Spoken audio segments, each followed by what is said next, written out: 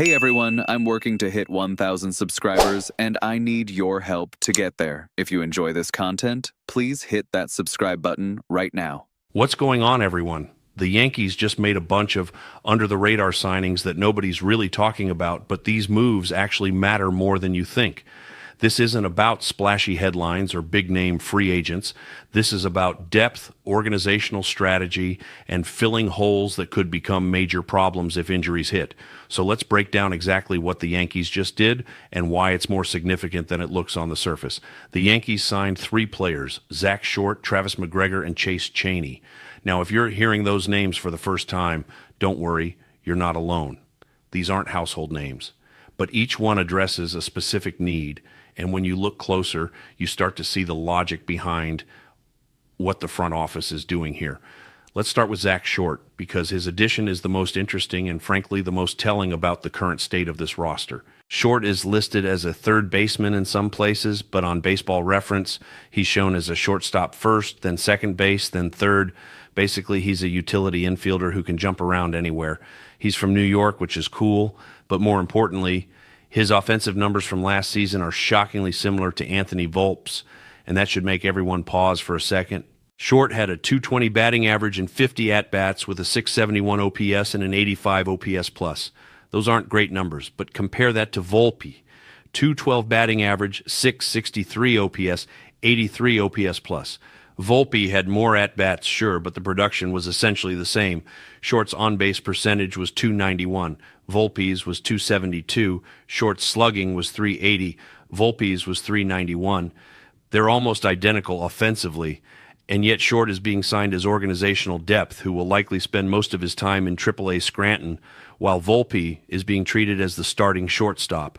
Yeah, that's the part that should concern people. If the Yankees are bringing in a guy whose numbers mirror Volpe's and stashing him in AAA as depth, what does that say about how they actually view Volpe? Are they really confident he's the long-term answer at short, or are they hedging their bets and hoping he improves while keeping backup options ready? Because right now the shortstop situation is murky. Jose Caballero has looked decent in limited action. Amed Rosario can play short in a pinch, but the Yankees see him more as a first and third base guy. And Anthony Volpe is the presumed starter, but his offensive numbers have been rough. Short isn't an everyday player by any means. He's an emergency break glass guy.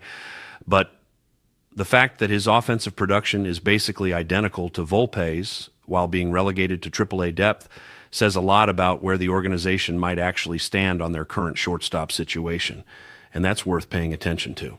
Now let's talk about the pitching additions, because the Yankees also signed Travis McGregor and Chase Cheney, both right-handed pitchers. McGregor is the more concerning of the two. His minor league numbers in 2025 were brutal. He had a 4.94 ERA and a 4.72 career ERA. He picked up 5 saves in 47 games, so he's got some closing experience, but his whip was 1.51, which tells you he's walking guys and giving up hits constantly. He doesn't have command, and that's a massive problem for any reliever. The Yankees must see something in him mechanically or believe they can fix his control issues, but this feels like mega depth. He'll probably show up in spring training, and we'll see if anything clicks, but betting on him appearing in meaningful regular season games feels like a stretch right now. Chase Cheney is more intriguing. He's not a strikeout machine, but he posted a 3.77 ERA over 26 appearances, including 21 starts. He had a 7-4 record, struck out 91 in 119 innings, and even grabbed a save.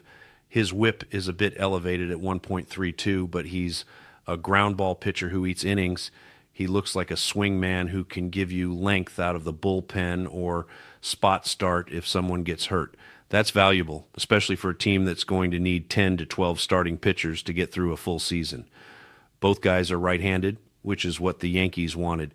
They needed more righty relievers in the system after adding guys like Ryan Yarro and Tim Hill on the left side. Depth matters. You can never have too many arms, and the Yankees just added 2 more who can be called up if injuries hit. Speaking of the bullpen, let's talk about where things stand right now, because it's not bad, but it's not exciting either. David Bednar is the closer, and he's very good. Not the best in baseball, but very good. He had 27 saves last season between Pittsburgh and New York, posted a 2.30 ERA, and has been exactly what you want from a closer. Camilo Doval is the big question mark.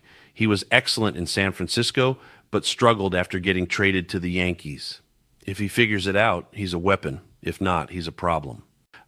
Fernando Cruz was a big help last year, but he's 36 years old and has dealt with injury concerns. Tim Hill is reliable.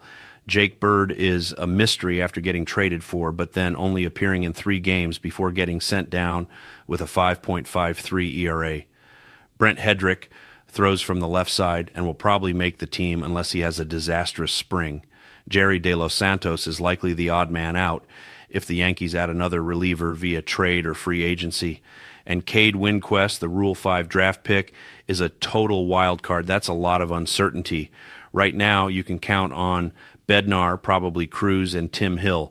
After that, it's a bunch of question marks. This bullpen needs another reliable arm or two before opening day. Adding depth pieces like McGregor and Cheney is smart, but they're not the guys you want relying on in high-leverage situations. Here's the bottom line. These signings aren't flashy, but they matter. Zach Short gives them infield depth and quietly exposes some concerns about Anthony Volpe. Travis McGregor and Chase Cheney add right-handed pitching depth to an organization that needs it. The Yankees aren't done making moves, or at least they shouldn't be, but these under-the-radar additions show that the front office is thinking about the long game and building organizational depth that will matter when injuries inevitably hit. What do you think? Are these the kinds of moves that help, or do the Yankees need to be more aggressive with bigger names? Let me know in the comments. Smash that like button, subscribe if you haven't already, and let's go Yankees.